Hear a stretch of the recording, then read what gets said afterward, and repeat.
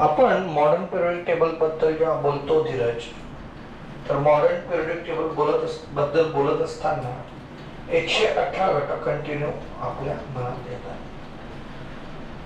आणि 118 घटक आपण जेव्हा बघतोय तर हा जो मागचा जो इथं तुम्हाला बॅक साईडला टेबल दिसतोय, हा टेबल कंटिन्युअसली कामा येतो. कुठलंही घर बनवायचं म्हटलं तर त्याचा बेस, त्याचा स्ट्रक्चर असतो.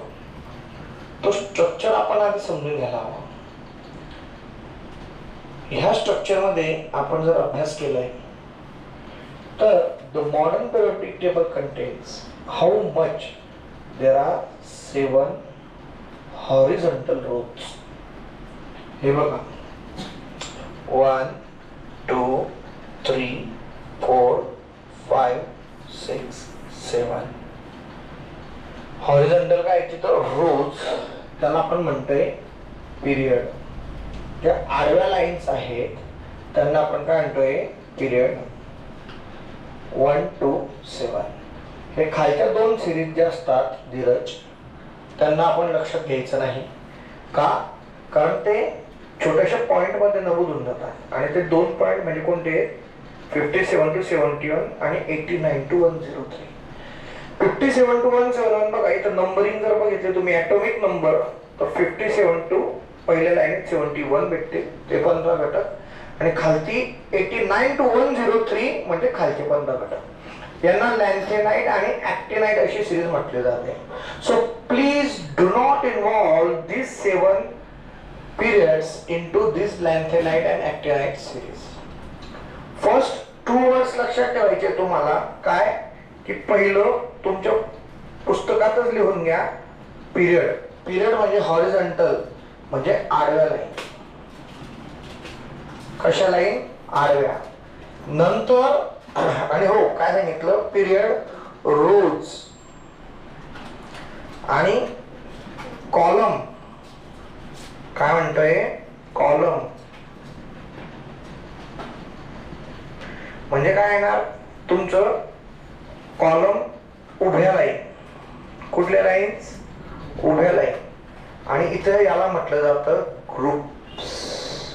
बघा पुढे दिलंय. सिमिलरली द 18 व्हर्टिकल कॉलम, 18 रोज किती आहे 7, कॉलम किती आहे 18. 18 vertical columns in this table are the groups 1 to 18. याला काय म्हटलंय? ग्रुप्स. काय म्हटलंय? ग्रुप्स. बघा इथं होत ना, बघा पुढचं.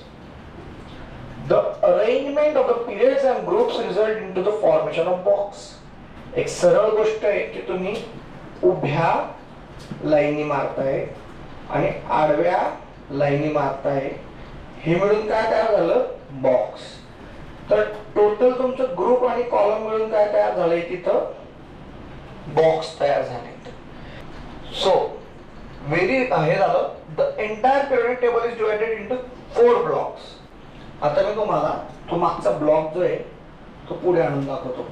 4 ब्लॉक कसे असतात ते समजून घ्या. हे बघा,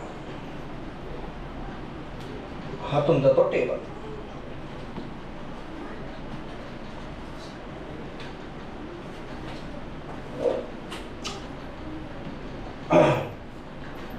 हे जे पहिलं उभ्याला आपण काय म्हणतोय कॉलम. तर इथं आडवी जी लाईन आहे हे आलं तुमचं पिरियड. बरोबर आहे की नाही? किती पिरियड आहेत? 7. 1 2 3 4 5 6 7. आणि हे लॅन्थेनाइट आणि ॲक्टिनाइट सिरीज. तर इथं जर तुम्ही चेक केलं तर 1 and 2 बरोबर. हे काय आहे उभे 1 2. टोटल 18 काय आपल्याकडे सांगा बरं? कॉलम. त्याला काय म्हणतो आपण? ग्रुप्स. टोटल 18 ग्रुप्स मध्ये 1 आणि 2 एस ब्लॉक जे आहे ते काय आलं 1 2. ही काय आलं 1 2. पी ब्लॉक जर बघितलं तर कोणते कोणते ग्रुप येतील माहिती का? 13, 14, 15, 16, 17, 18. हे कोणता ब्लॉक आला? P block. नंतर डी ब्लॉक. डी ब्लॉकला काय येणार बघा? 3, 4, 5, 6, 7, 8, 9, 10, 11, 12. आणि शेवटचा हा एफ ब्लॉक, लॅन्थेनाइट आणि ऍक्टिनाइट सिरीज. मग माझ्यासोबत पाठ करा. SP DF SPDF blocks. SPDF blocks.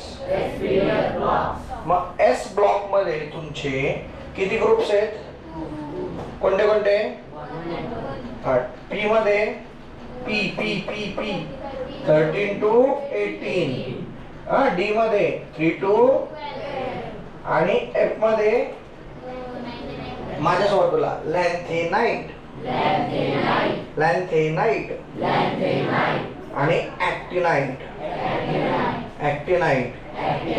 So these are the SPDF columns. हे काय तुमचे SPDF कॉलम, बरोबर. हा जो हॅलोजन आहे हा अजूनही समजत नाहीये की इथं ठेवायचा मेटल सोबत की हॅलोजन सोबत ठेवायचं.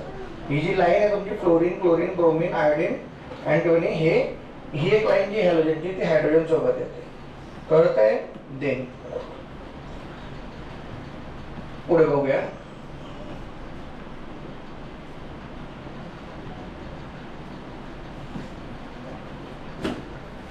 The entire block divided. हे झालं SPDF. हे बघा, S block, P block, D block, F block. S ब्लॉकला ब्लॉक गोल करा आणि इथं लिहा 1 and 2. 13 आणि 18 ला आपण काय म्हणणार? ग्रुप्सला 13 to 18 ला काय म्हणतोय आपण? P block. 3 to 12 ला आपण काय म्हणतोय? D block. आणि लॅन्थेनाइट आणि ऍक्टिनाइट सिरीजला आपण काय म्हणतोय? F block. The D block elements are called transition element. त्याला आपण काय म्हणतो? ट्रान्झिशन.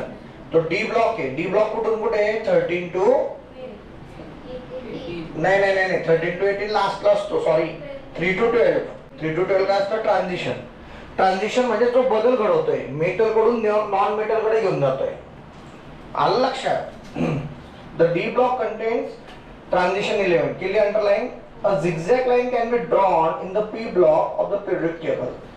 काय एक zigzag line आहे. तर आता ती ओके हे बघा, तुम्हाला मी zigzag line दाखवतो. ही zigzag line आता बघूया आपण. संकटात नाही, ही आली. आता ह्या कॉलमच्या बोथ साइडला ही zigzag line आणि हे कनेक्ट करा अशी. तर हे काय तुमच्या माहिती का? एक तर मेटल असतात किंवा नॉन मेटल असतात आणि तिसरा पॉइंट काय आहे? मेटलॉइड्स. तर हे मेटलॉइड्स आहेत तुमचे. Silicon, germanium, arsenic, aluminium actually metal मध्ये पण येतं, म्हणजे तो ट्रान्झिशन मध्येच आहे. सिलिकॉन, नंतर जर्मेनियम, आर्सेनिक, अँटिमोनी, टेल्युरियम, पोलोनियम, ॲस्टेटाईन, नंतर टॉनेसाईन आणि ऑर्गॅनिसन. पण आपण म्हणजे बोलत असताना फक्त इथपर्यंतच बोलतो का? बिकॉज बऱ्यापैकी टेल्युरियम नंतर काय तुमचं आर्टिफिशियल मटेरियलचे, मानव निर्मित. कसे? मानव निर्मित. झेड लाईन समजली तुम्हाला? ही झेड लाईनला काय आलं तुमचं एलिमेंट्स सांगा बरं? Zigzag line. All the metal lie on the left side of the zigzag line are metal and right साइडला नॉन मेटल. आणि मधलं काय आलं? मेटलॉइड्स. इथं शब्द दिलेला आहे बघा. द मेटलॉइड एलिमेंट्स लाय म्हणजे जे झिगझॅग लाईनच्या जवळ आहे त्यांना आपण मेटलॉइड्स असं म्हणतोय. परत पूर्ण एकदा रिकॉल करूया. तुम्ही मला मदत करणार आहात रिकॉलला? सांगा. आता जे उभ्या लाईन्स आहेत त्यांना काय म्हणतोय? कॉलम. कॉलम म्हणजे काय आलं? ग्रुप्स. तर टोटल किती ग्रुप आहे? 18. आणि आडव्या लाईन किती आहे? टोटल ते ग्रुप्स आपलं सॉरी तुमचे जे रोज आहेत त्यांना काय म्हटलं जातं? Period. Okay. Then S block कोणता आला तुमचा? हे 2 लाईन. पी ब्लॉक कोणता आला? मधलं सोडून द्यायचं 13 to 18. डी ब्लॉक कोणता आला तुमचा? 3 to 12. आणि एफ ब्लॉक कोणता आला? खालती लॅन्थेनाइट आणि ऍक्टिनाइट सिरीज. हे तुमचं मेटल आहेत, हे ट्रान्झिशन मेटल्स आहेत. हे जे झिगझॅग लाईन आहे इथं मेटलॉइड्स आहेत. आणि इथं जर बघितलं तर गॅसेस आहेत बघा, ऑक्सिजन हे मेटल आहे का? नाही, सर्व नॉन मेटल आले. नायट्रोजन, ऑक्सिजन, क्लोरीन वगैरे, निऑन, आर्गॉन, पेप्टॉन, हे सगळे काय आले? Non metal. मग लेफ्ट साइडला काय आहे? मेटल. राईट साइडला काय आहे? मध्ये आहे मेटलॉइड्स. समजलं?